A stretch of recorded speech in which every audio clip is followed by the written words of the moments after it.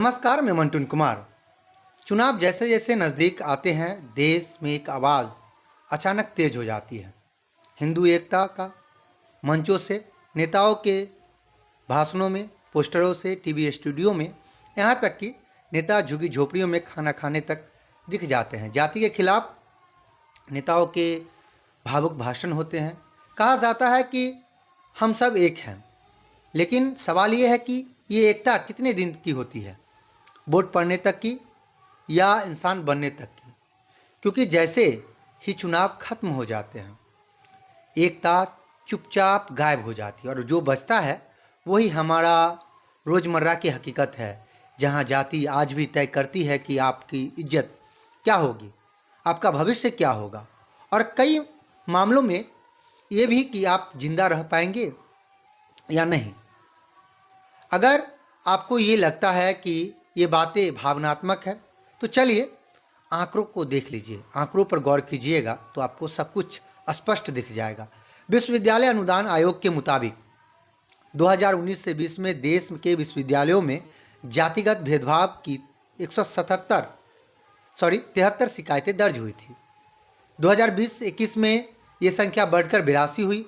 21-22 में यह संख्या 186, 2022-23 में 241 और 23 और 24 तक ये आंकड़ा पहुंच गया 378, यानी 4 साल में 118% से ज़्यादा की बढ़ोतरी।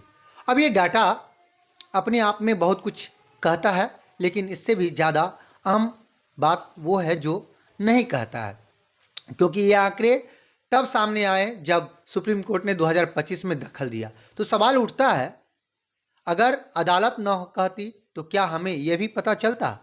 और अगर ये दर्ज शिकायतें हैं तो कितने मामले ऐसे होंगे जो डर, शर्म, बदले की आशंका या करियर खत्म हो जाने के डर से कभी लिखे ही नहीं गए होंगे।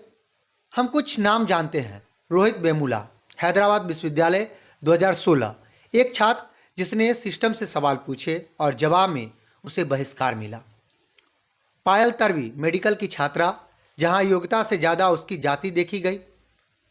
दर्शन सोलंकी, आईआईटी बॉम्बे, अलग अलग संस्थान, अलग अलग शहर, लेकिन कहानी लगभग एक जैसी।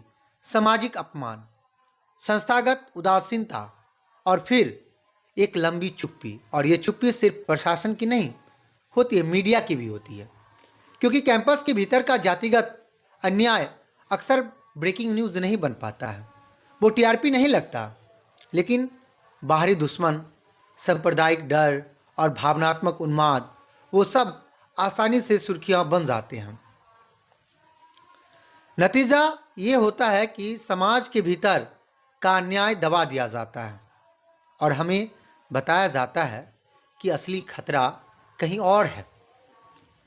यूजीसी कहता है कि शिकायतों की संख्या इसलिए बढ़ी है क्योंकि छात्र अब ज़्यादा जागरूक हो गए हैं। हो सकता है, लेकिन यह भी उतना ही सच है कि सैकड़ों शिकायतें आज भी लंबित पड़ी हैं। फाइलें चलती रहती है, समितियां बैठती है, लेकिन इंसान इंतज़ार करता है। कई बार इतना लंबा इंतज़ार की उम्मीद ही टूट जाती है।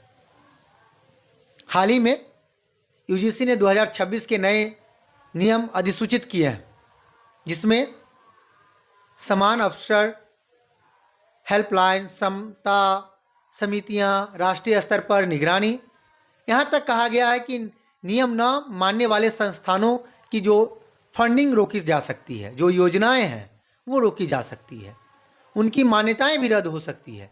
कागज़ पर ये सब ठीक लगता है, लेकिन असली सवाल ये है, क्या उन योजनाओं की तरह यह ज़मीन पर कुछ बदलेगा, या ये भी एक और औपचारिकता बनकर रह जाएगा, जैसे अन्य योजनाएं धीरे धीरे खत्म होती चली गई?